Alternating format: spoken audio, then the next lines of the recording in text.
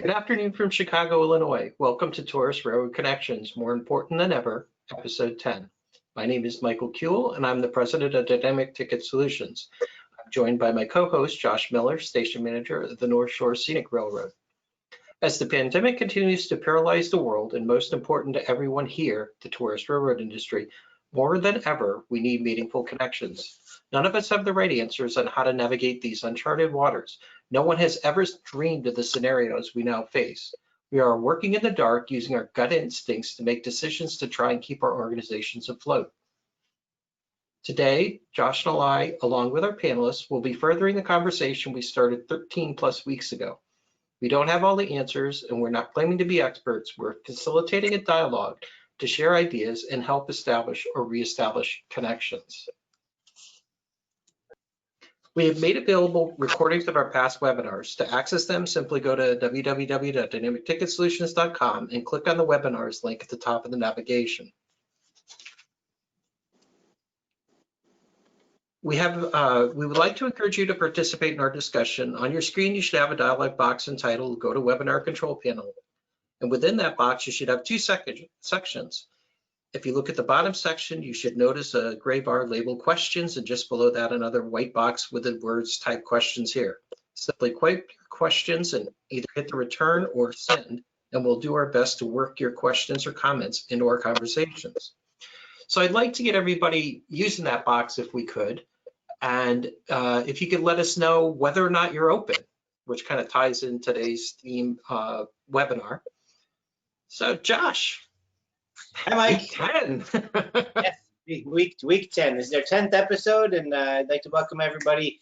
Many of our attendees here in the webinar have been with us for that 13 weeks, and boy, how things have changed, and what an interesting year it has been, that is for sure.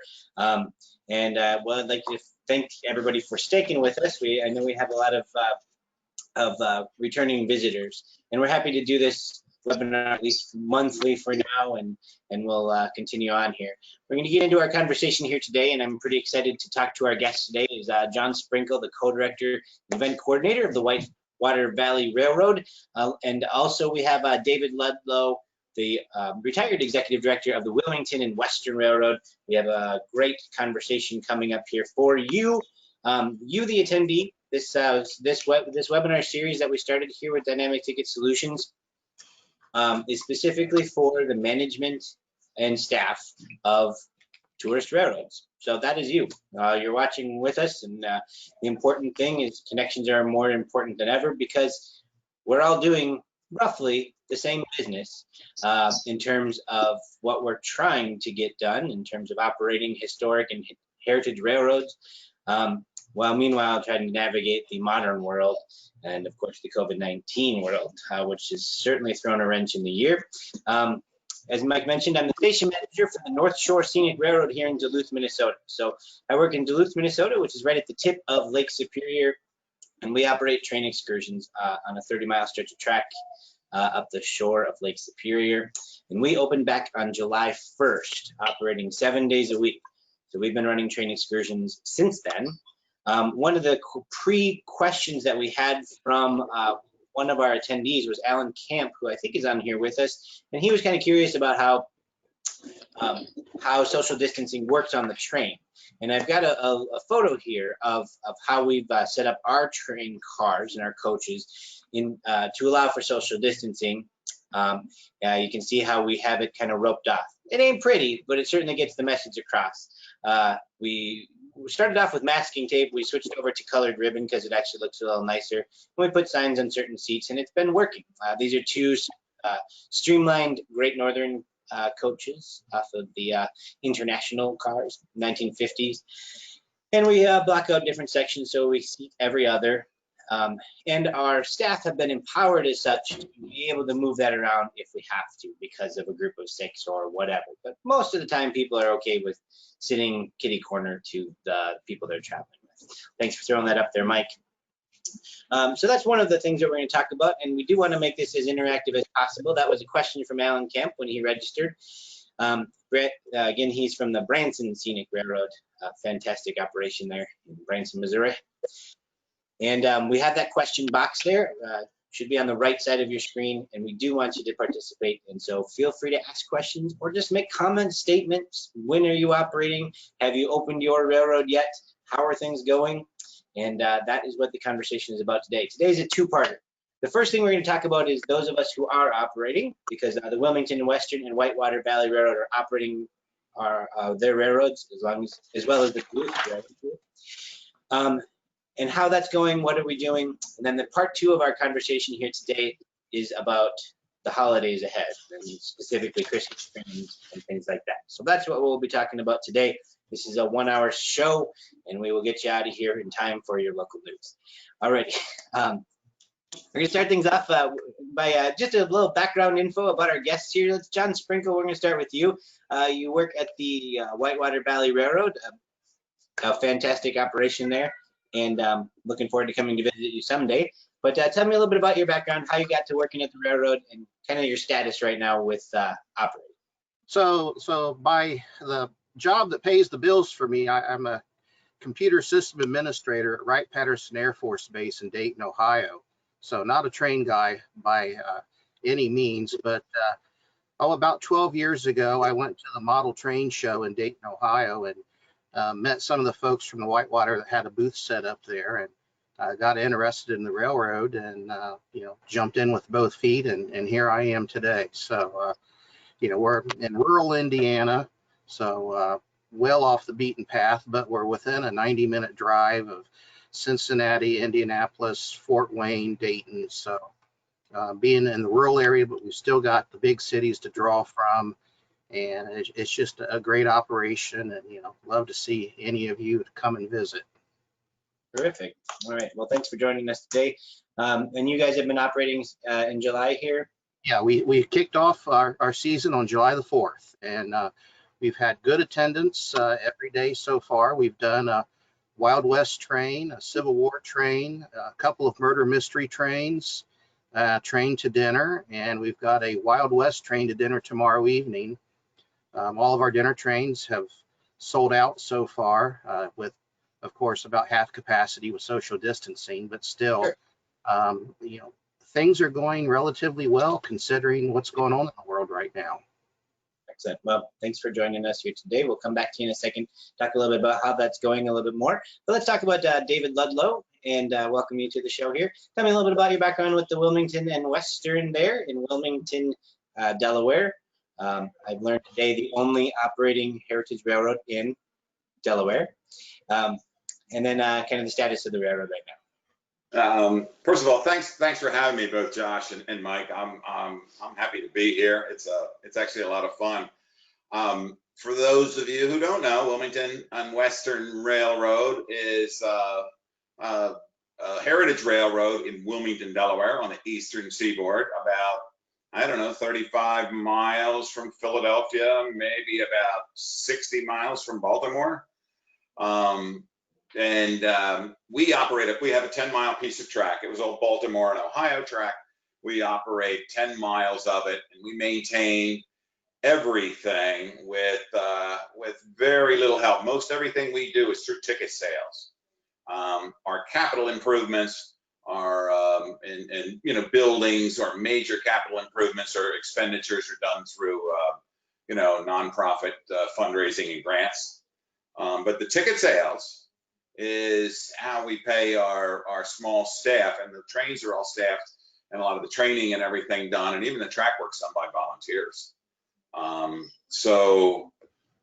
Where some railroads are very lucky, the state owns the rail line and they maintain it for them. We don't have that luxury, so we maintain everything, and really it's 65-75% of our income to stay alive comes in through ticket sales. So ticket sales are very critical to us. We started operating in July, and at current, we are only running one train per week, a 12:30 departure on a Saturday. It goes back to a plan that was filed with the state of Delaware and our tourism office that was approved. And what we thought we could do with our volunteers between cleaning trains and being able to turn them around and get them back out the door, we decided we'd see what would happen by putting one train out on Saturday. We were toying with going to 2 trains on Saturdays in August. But as of current, we're going to see how that does this weekend and make decisions going forward of whether we'll continue to do 2 trains or not. What was the kind of deciding factor on just once a week? Was obviously Saturdays people are a little bit more available. Were there some concerns about crewing? It was a little bit of both. Yeah, it was crewing, staffing. Again, they're all volunteers, and we had to see how fast we could pull from somebody on a Saturday and pull from somebody on a Sunday. Certain people want to only work on certain trains, and they only want to work at certain times, and some others were quarantined from coming into the state, and so we couldn't utilize some of our volunteers who from New Jersey or Pennsylvania because they would have to, what's it called? They'd have to quarantine for a couple of months or a couple of weeks, and that was just not going to happen. So that was our problem. We had to juggle all those balls and say, what's the demand? Let's run it out there on the internet. Let's see how many seats we can fill. What really is the market going to bear, and what can we staff and turn the train around in? That's where we. Interesting. John, you obviously had these kinds of conversations as you approached opening 2. You went for a slightly more aggressive schedule, it sounds like. How have things been going in terms of crewing? The most important part is getting our volunteers out there and having people show up to operate them in the first place. Yeah, like David, we operate all with volunteers. We have 1 paid employee. We started kind of going into this easily by telling all of our volunteers back in June about our plan to reopen in July.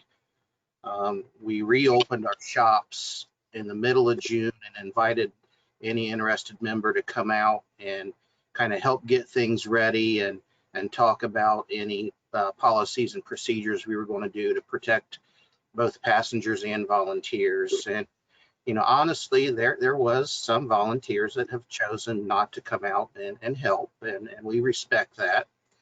But we've been able to get enough people out to crew all the trains and keep everything running. It's been tight a few times, but we're making it right now. We appreciate all the volunteers, and a lot of it is dependent on what the state of Indiana decides to do next. Right here in the Midwest, I live in Ohio, and the railroads in Indiana, and both states are kind of in an increase right now in COVID cases. And I know Indiana's current stage is expiring at the end of the month, and they have not announced what's going to change beginning August 1st. So we're kind of in a holding pattern there, just continuing on what we've done the last couple of weeks. Sure. Well, it is certainly an interesting time. I'd like to thank everybody for watching here too. We have had a few more people who have joined us on the webinar here since we got started, and a reminder that we got the question box there. We did get some good responses from everybody regarding if they're open or not. And of the people who did respond, about half of the railroads who are watching have started operating and are open, and about half are still closed with different plans as to when they will start operating. Some have just remained closed. And it's kind of an interesting summer in general, where you don't really know if that attraction or location is going to be open when you travel somewhere. A lot of responses I've gotten from our patrons are they're very happy to know that we are open, which is kind of nice. Mask requirements in your states are a thing, although I think that's pretty much across the board now. Most states have deployed that early. Yes. Sure. And I think that the people have been very responsive here as far as wearing masks and things like that, and I think that is going pretty well. Let's turn the conversation a little bit to finances. You don't have to totally give away all your numbers or anything, but I know I just got a 4-pager today of our updated version of the budget, which we've been all kind of collectively working on, recalculating everything. And one of the important things that we had to do was to find out, yay us, we're running trains, we're filling them at the half capacity, And I think overall, the Scenic Railroad here in Duluth has had pretty good response in terms of tourists who are here and they want to ride and they're willing to pay. But the question is are we sustainable at a half capacity operation? We have a staff of about 20 people or so that we have to pay, volunteer crews, who still, there's costs of operating our railroads, obviously, beyond just diesel fuel or whatever it may be. What kinds of steps has your operations taken to reevaluating whether or not what you're doing in terms of being open makes sense? And I'll take for whoever wants to raise their hand first on that one. John, go ahead. So back in March, the board got together and we kind of looked at all of our fixed costs and kind of put all those together. What do we spend a month to keep the lights on, pay utilities, mortgage on our shop and whatnot, projected that out into the future, looked at cash on hand and made the judgment that, we can tighten our belt and make it through till next year if we want to be even without running any trains. We had a really great year last year, and so we had some money in the bank that, we're tiding us through. But, a lot of it comes down to sitting down, looking through everything and making the rough decision, is this necessary or not, and cutting out absolutely everything that is not necessary. Some people aren't happy. We're restoring a locomotive last year and we hope to get it finished this year, but we're just not spending that money. We deem that not an essential project now. So, it's some tough decisions, but we're going to get through. For sure. David, if you want to speak to that a little bit about maybe or even projects that got set in the back burner.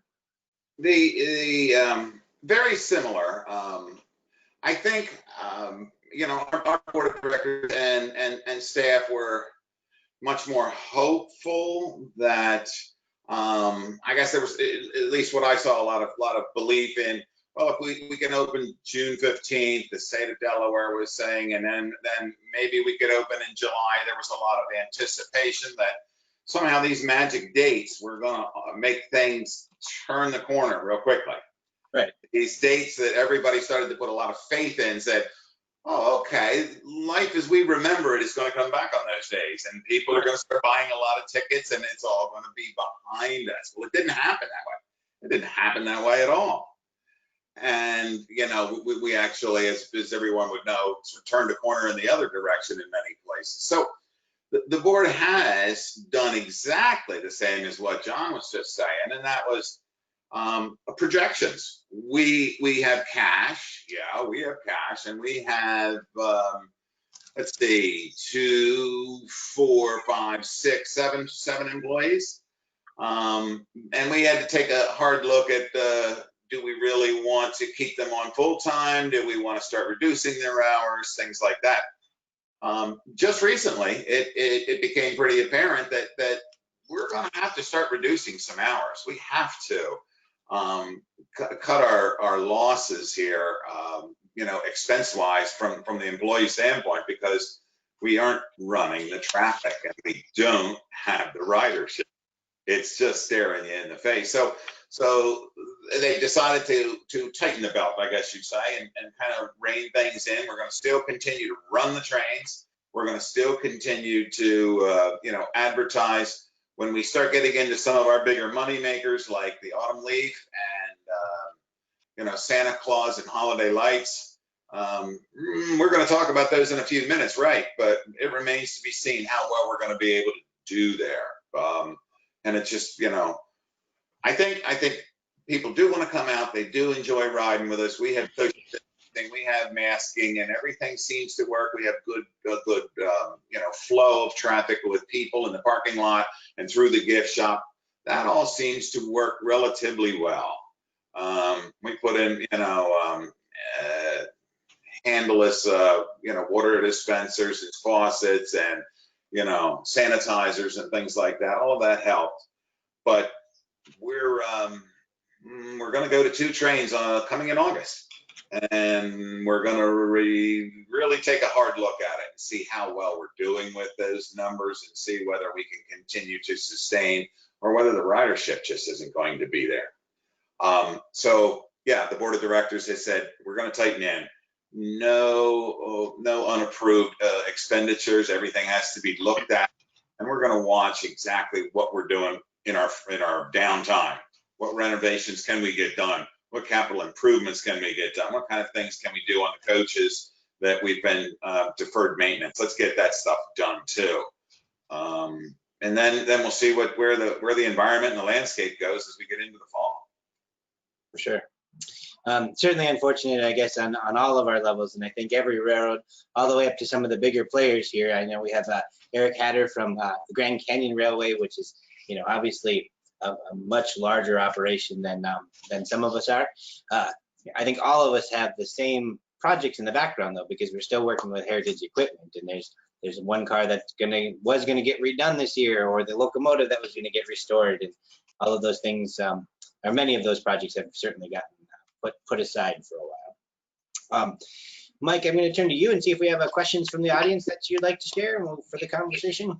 On that too, I want to just remind our audience that there is the question box. We want to know what you're thinking, and any questions that you have for us at the panel, please use that.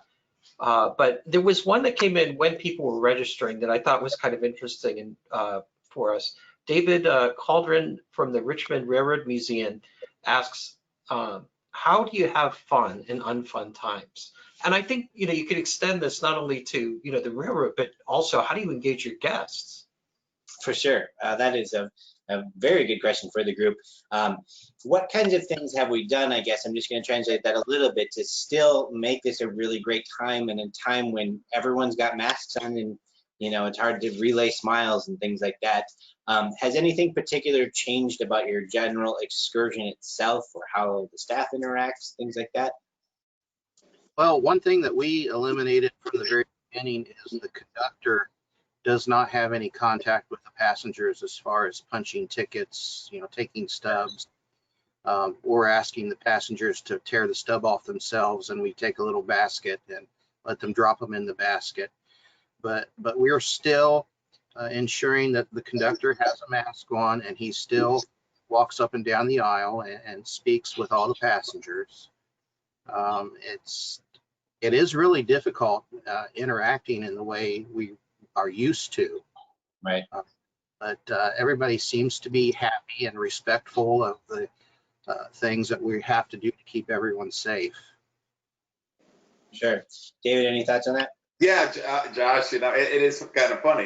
You hit the nail right on the head, and that is that with a mask on, you can't tell whether people are having fun. There's no smiles. There's no people turning and looking to you and saying, "Wow, I'm having a good time," or children looking up at you. They have these masks on. So you can't read the passengers. You can't read them as well as you used to. However, when it's all said and done, and you see the people getting off after the train ride, or they're looking out the windows as we're traveling up the country, it seems like everybody is smiling underneath the masks. They're still glad to be there. They're enjoying it. They like supporting us, or they're members and they come and ride 2 or 3 times a year, something like that. We have a pretty good following of people who just love to come back to Wilmington and Western, and they do it several times.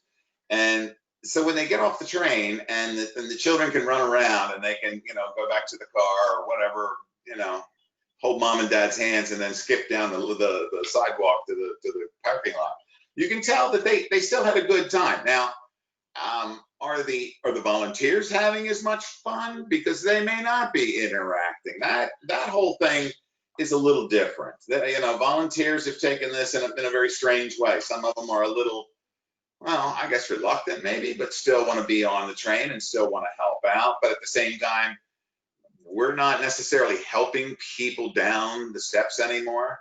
We tell them to be very careful, hold on to the grab irons, watch your step, be careful. We stand in front of them in case it happens to be,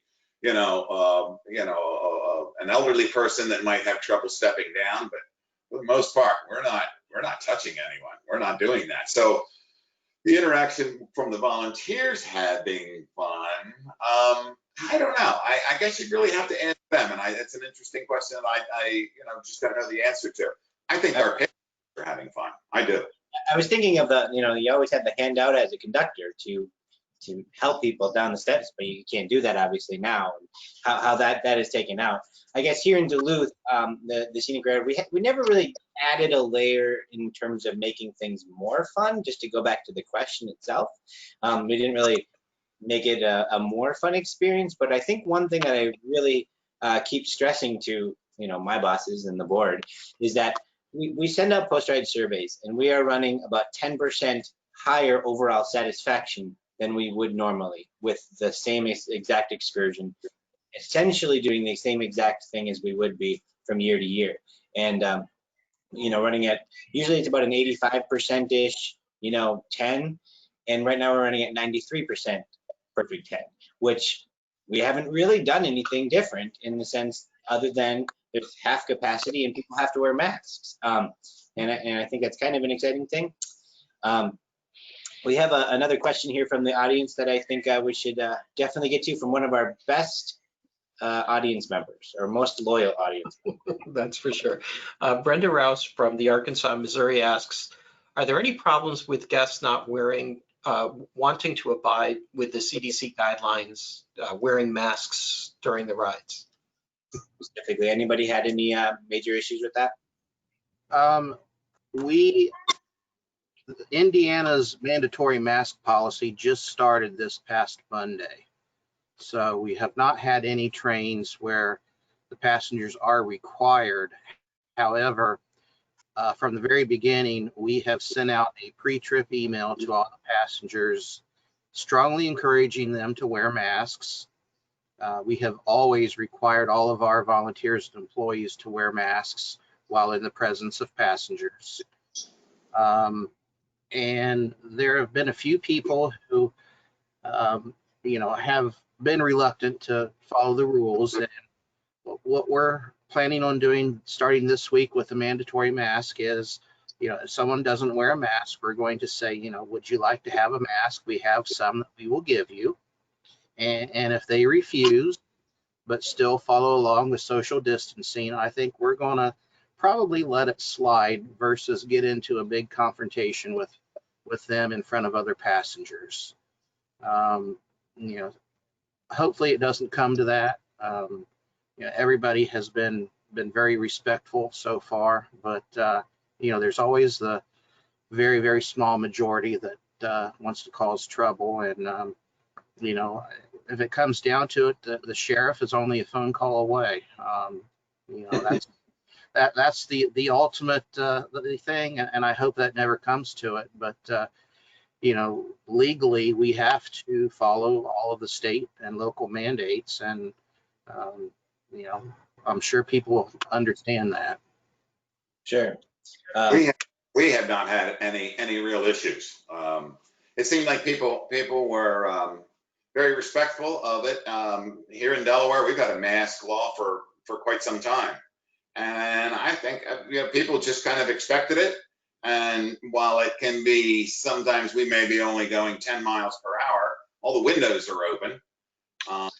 It can be pretty hot wearing a mask. We're in 97-degree weather right now. And it's kind of humid out there. But our passengers and our riders seem to understand it. And they, I think, respect everyone else around them, and the same with our train crew. It has not really risen to the level of any kind of confrontation or, having to really address it forcefully. Not at all. For sure. From our audience, Mike? But yeah, Scott McGee from Yosemite Mountain Sugar Pines says, after 45 days of operation, we've encountered 4 incidents with guests and social distance /mask/safety protocols. The latest was between 2 guests from different parties, one with masks and the other who refused. Interesting. I know we only had one incident where it was a person who didn't want to wear the masks or whatever. I was happy to just refund him. It was a group that just seemed like they it was probably better I didn't have them on the train anyway. So that worked out okay, I guess. And I think things have changed a little bit in the mask controversy, at least here in Minnesota, because it became a city ordinance real quick, a county ordinance, and then it became a state ordinance. So, when you have them to point at, it's not me, Josh Miller, the manager of the Little Railroad, you're running a ride. It's the bosses way up the tree. Right, exactly. And I will say we have really relaxed our refund policy that in the pre-trip emails, we tell everyone if you're unable to ride because of COVID-19 concerns, we will offer them a full refund. Normally we are a no refunds only railroad, but you've got to relax that policy now to keep people happy. Yeah, let's talk about that. Tell me more about the change in that sales policy. I think that's something that's been sort of evolving over the years anyway, and COVID has really pushed us to have to kind of reevaluate what that policy is. Tell me more.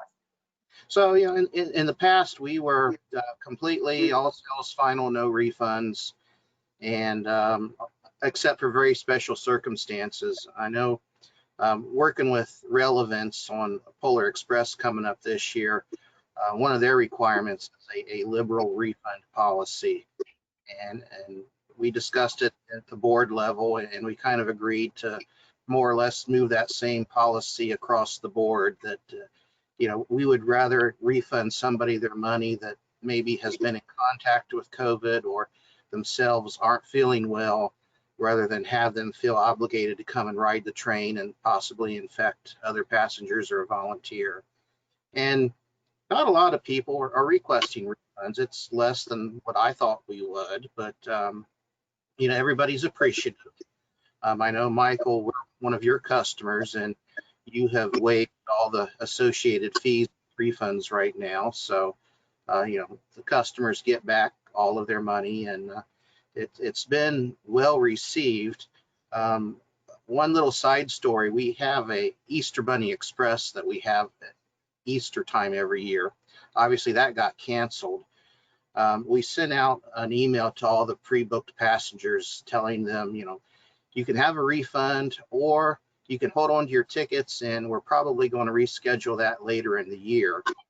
And about 85% of the passengers have chosen to wait to see if we are going to rebook later in the year, and which we may end up doing in September. So, obviously people want to ride the train. So the refund thing has not been a burden, and everyone should really consider a very liberal refund policy now, and maybe in the future as well. For sure. I couldn't agree more. We changed to what we've actually been promoting and using as a sales tactic of the no risk reservations concept. Absolutely no risk to you. You can cancel, get your money back and so on.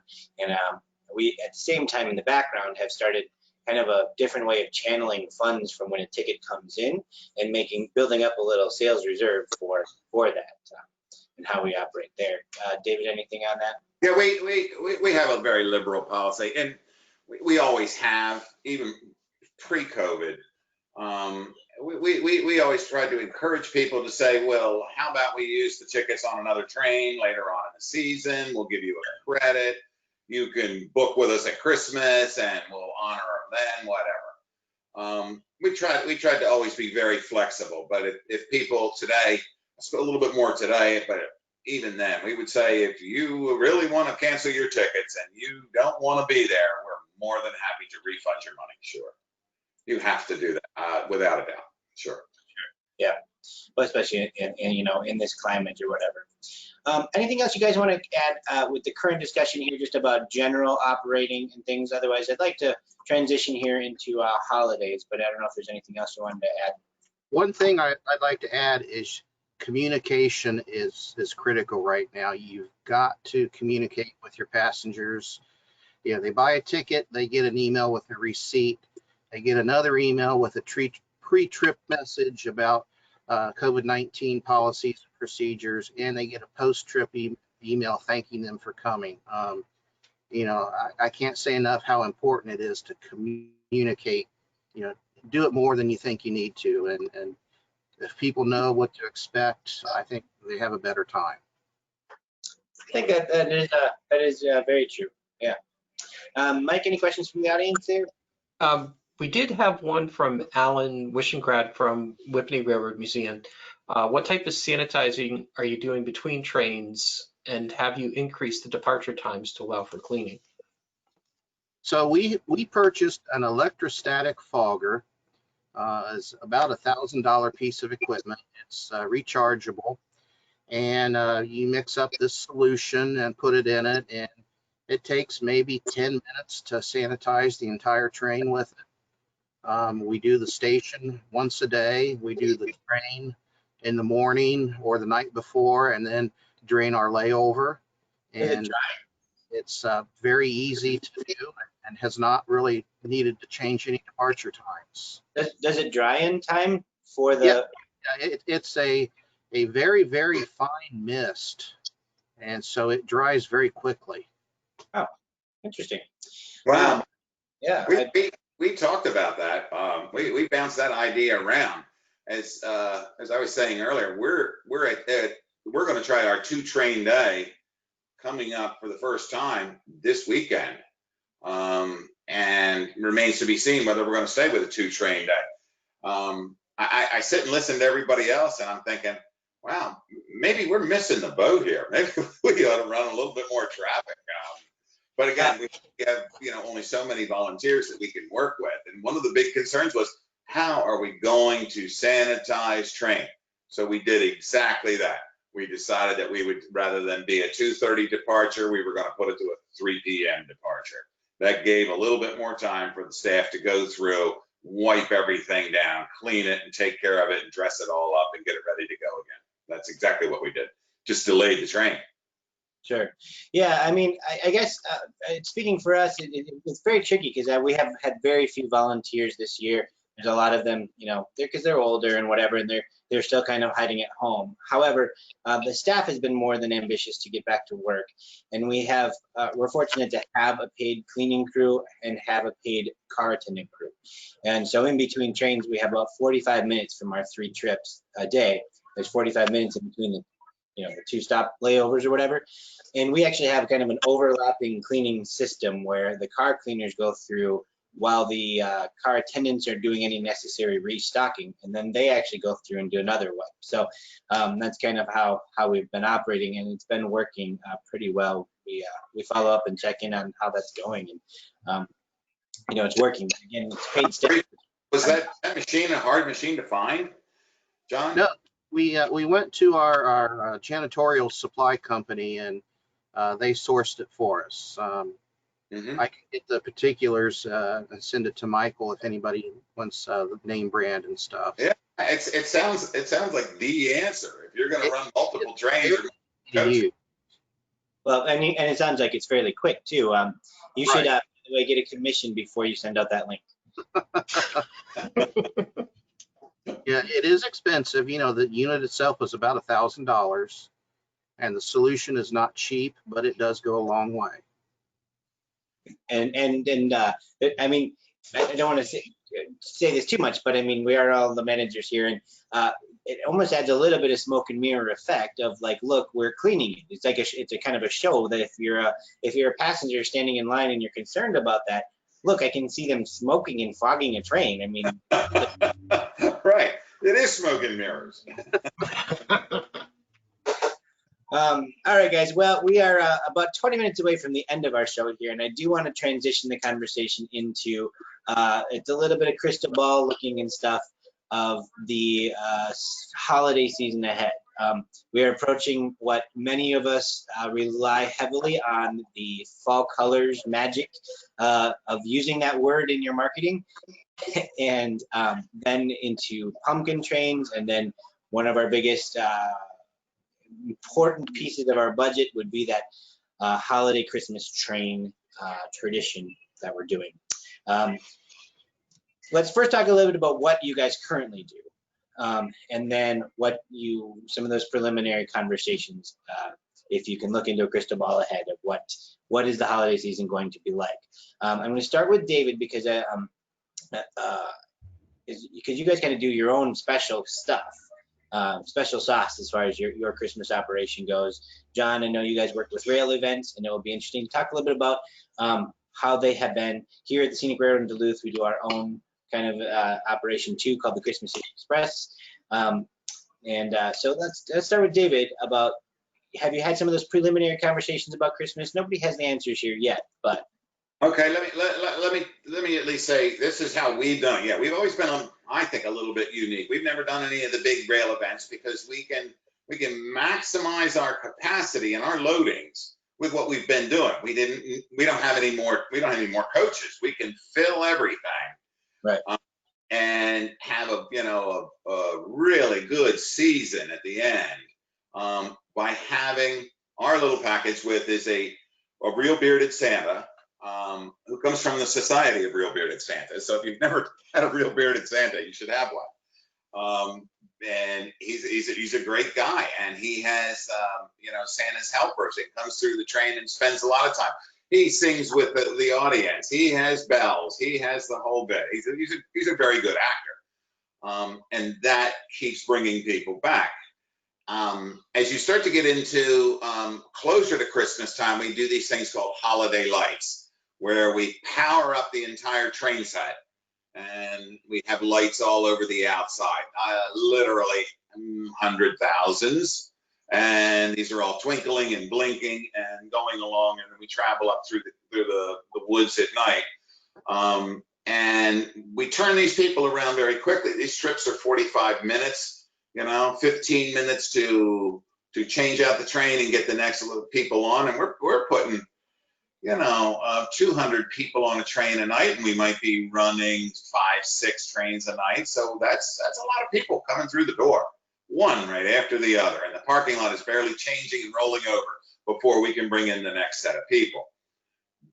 This conversation started to come up real early on when we started to see that, well, it doesn't look like the things are going to turn around, and the curve is not going to flatten out as fast as we thought it was going to.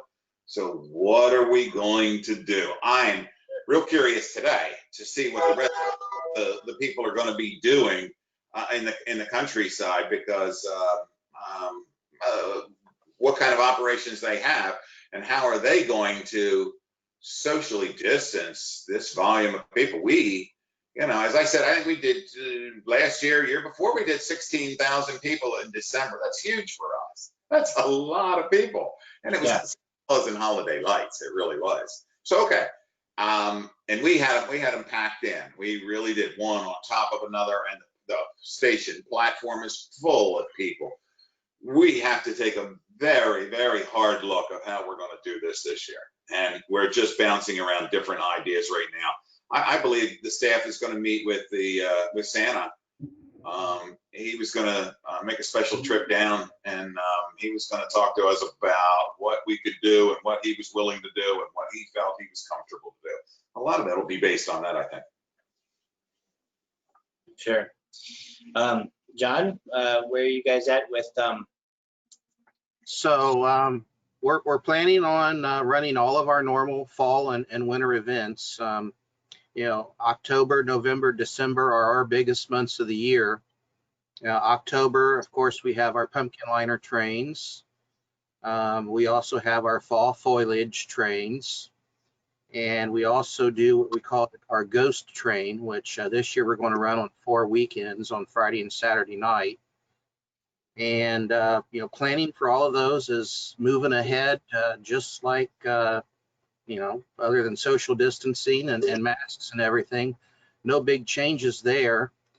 Of course, Polar Express starts 2 weeks before Thanksgiving for us, and rail events has been very flexible this year, obviously, with modifications to the event. Pretty much as long as we let rail events know what we need to do to comply with local orders, they're going to probably approve. I won't say they will absolutely, but they are, trying to make sure everybody has an event this year. Santa Claus is probably the biggest change that we're going to do. In the past, we've always prided ourselves with Santa having lots of interaction with the passengers. This year, there's going to be absolutely no physical contact between Santa and the passengers. He still will be in the coach, but just from a distance, going down the aisle and talking with everybody. The chefs and elves from the story will still be on the coaches, but again, no interaction physically with the passengers. We're looking at running the trains at half capacity. Obviously, half capacity with fixed costs and everything does not translate to half profit. It ends up being, a little bit, well, maybe even more than a little bit less than half profit. Rail Events has been working with Warner Brothers and have made some concessions this year on royalties that makes the event easier for us to put off and still make a profit. So that is appreciated. But, I know some railroads have decided to not do anything, cancel everything until next year, but we're moving ahead and making plans like the events will happen and not spending any big money in the process, but we still, if the events do happen, they have to be planned and that work has to be done. And hopefully it won't be for nothing, but if it is, we're not out a whole lot. Sure. I think that is kind of the name of the game in the sense that, I guess it's my belief that a lot of big events have been quick to cancel when it doesn't seem necessary to cancel so soon. I can understand large Coliseum events, stadium stuff, or state fair. There's a lot of working parts to that and reasons why to do it. I think most of our operations in terms of tourist railroads are not so complicated that we can't charge forward with planning to do it and then reassess as you get there. There was a Christmas Village that's up our track, and we do it. It's a one weekend kind of a thing where we go to Christmas Village and we shuttle people up there, and it's put on by the town council of 12 people, and they were like, we're canceling. And maybe that's the right decision come November. I don't think it was necessary to cancel it in June. And likewise, it's just my 2 cents that it's okay to charge forward with planning for the holiday season. Start thinking about how are you going to readjust some stuff and charge forward the planning. It's frankly, in my opinion, lazy to just jump out there and say, we're going to cancel it.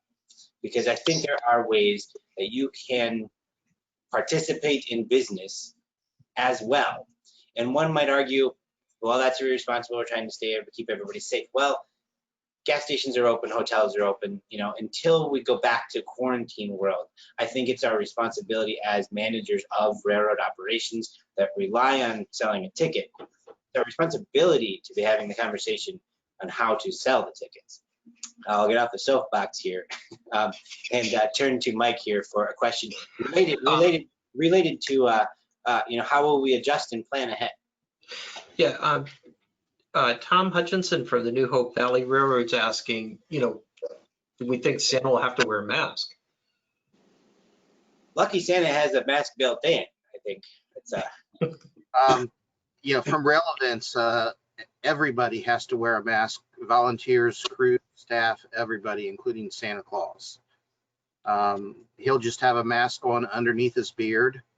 If we are able to get a real bearded Santa, we'll tackle that when we come to it. But the mask underneath the false beard is not that noticeable, really. And I'm sure people will be pretty understanding by that point of, why is Santa Claus wearing a mask? Absolutely.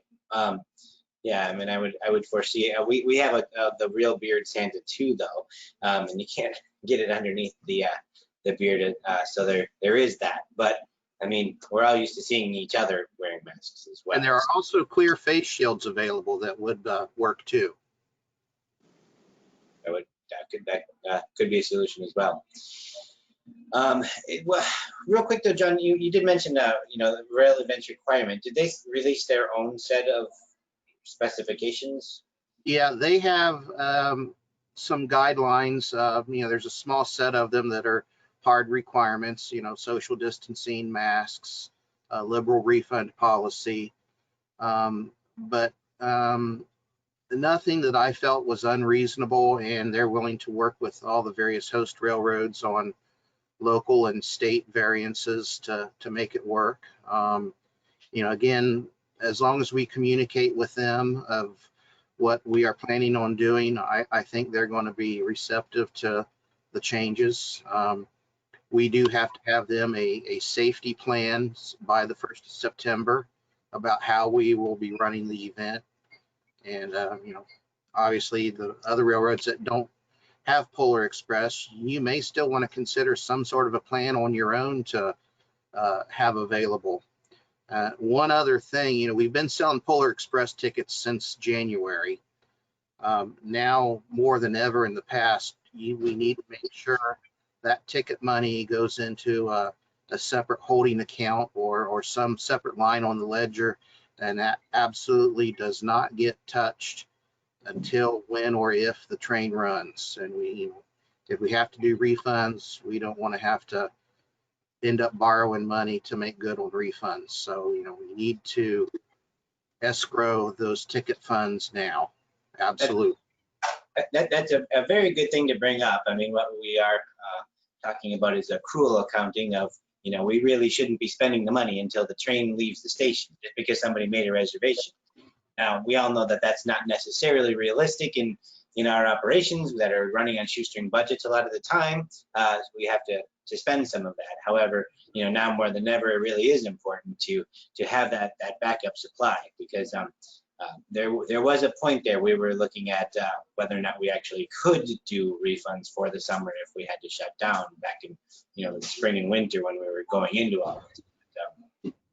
Because sometimes you have to spend a little bit. But Mike, question from the audience there, a little bit more of a suggestion anyway. Yeah, it's more of a statement. Claire Hopi from the, I guess, Arkansas, Missouri says, just as an FYI, the A&M Railroad is utilizing ozone generators to assist the sanitation of passenger cars. They can be purchased for about $120 each and they can sterilize the air in the passenger car in about an hour. They have timers built in and that they can be left overnight so the cars are freshly treated for the morning. Interesting. So ozone generators, if I remember right, they do that a lot in like fumigating a house or something like that, and kind of makes a funny smell and sanitizes things. Sure. So that is a Very good idea. Yeah. We do have one other question from the audience that I wanted to ask, and it comes from Mark White, and it's a question for David. And he says, "I thought you were going to retire." He's so funny. He's so funny. Yeah, it's hard to let go. One, and I felt like I could still transition some of the new staff that were coming in with some of my institutional knowledge, and I offered to help, and they accepted it. So I'm only there 2 days a week, and just recently we'll probably be down to 0 days a week. But because the new staff wanted me to be there, they wanted to pick my brain and wanted to utilize my institutional knowledge for a while. That's why I've agreed to come on. You know, people still to this minute say, you were supposed to retire. I thought you retired. What are you doing? Why are you still there? So it doesn't surprise me at all that Mark would say that. And that is from Mark Ray, by the way, who from Heritage Rail Alliance, who has been a huge supporter of our shows here. And Heritage Rail Alliance came out very early in the quarantine part with some suggested guidelines, which I think we're still following to this day. Some of those components that worked into our plan, which was really helpful when that conversation got started. I'm going to wrap up here to our show because it's time to say goodbye. I'm going to turn to John here. Any closing remarks as far as operating your current railroad, looking ahead into the the coming year? Communicate. Social media seems to be the best way to reach your passengers who have not bought tickets, and take care of your volunteers and employees. Very good. I would agree with that. But Josh, just sitting here listening to you, it kind of, I don't know, it turned on to me a light switch, and it said, when you said, this is not a complicated kind of thing. We're not running a big coliseum with hundreds of thousands of people like a sporting event or a rock concert or something like this. This is a tourist railroad. So, thinking that within those guidelines and think what you can do, but keep the trains running. It's gonna, in my opinion, it is gonna be the make or break for a lot of the medium to smaller size railroads that, maybe have extended themselves pretty far. Keep the trains running. Do it safely. Do it with distancing. Do it with good foresight. And but keep the trains running. Keep out there to the public, and try to encourage new riders for people that may be looking for something to do that never they did before. Absolutely. And now more than ever, it's good to continue that conversation. And I thank you for the compliments there, David, and also for continuing to think about it. Thank you to both of our guests, John and David, for being with us today. I'm Josh in Duluth, continuing to run our operation 7 days a week. So we are charging forward in this new world. Got to put my mask back on when I go back out into the ticket office.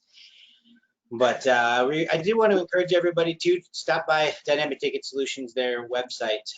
We do have all of our other 9 episodes of our webinars, and actually all of it still is pretty relevant in terms of how it relates to operating our tourist railroads in the COVID world. And I, of course, want to thank everybody for watching with us. We have some really loyal audience members, and it's nice to see everybody back. So I'm going to turn it over to you, Mike, to wrap things up. So I want to say thank you to John and David again for joining us, and Josh, thank you so much for doing this as well, and everybody that's in the audience as well. Well, we hope that you found this helpful and would like you to encourage your feedback. Please feel free to send us emails. Our next webinar will be the last Thursday in August, 8/27, where we'll be continuing our conversation. We'll be getting invitations out a week or 2 before the webinar, so please watch your email. Please feel free to share that email with anybody you think might be able to benefit from our conversation. Let's all stay safe and stay connected. Thank you, everyone. Uh, Yeah, see you. Bye.